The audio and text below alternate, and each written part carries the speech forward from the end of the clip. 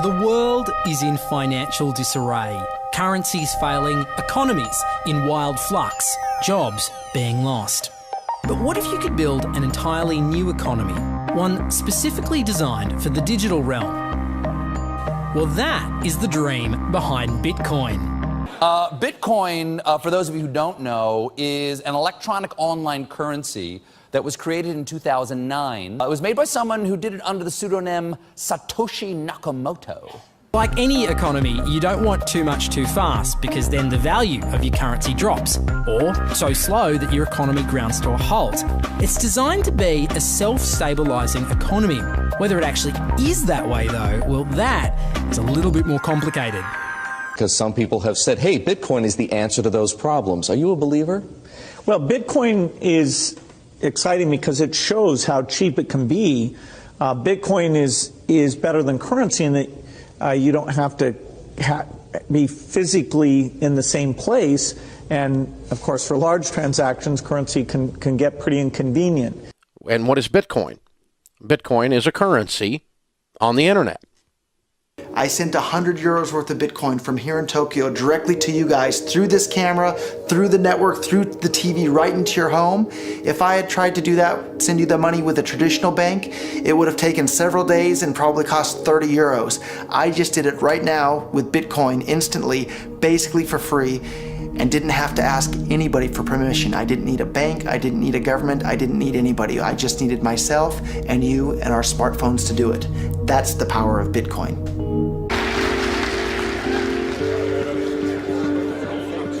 Funds received. This community is switching to what they think is a better monetary system.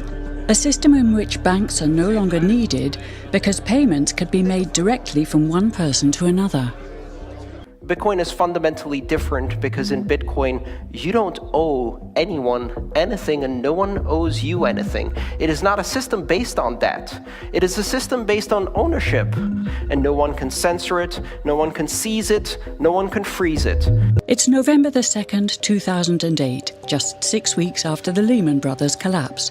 And all over the world, there are panicked debates about how to save the banks. Then, on a little visited web forum for cryptographers, a document appears in which a completely new monetary system is proposed. The visionary author calls himself Satoshi Nakamoto. These were the darkest days of the financial crisis. So that to me suggests a very clever mind that saw an opportunity, the perfect opportunity to introduce a new radical technology and a new radical approach to money and finance at just the right moment when people would be very open to making this big shift that's required to adopt a new currency. What's exciting for me is like a global economy. Right now we say we have a global economy, but I can't take $1 and give it to you in the Netherlands and then you know what to do with it, right? You would have to go and change it to your native currency.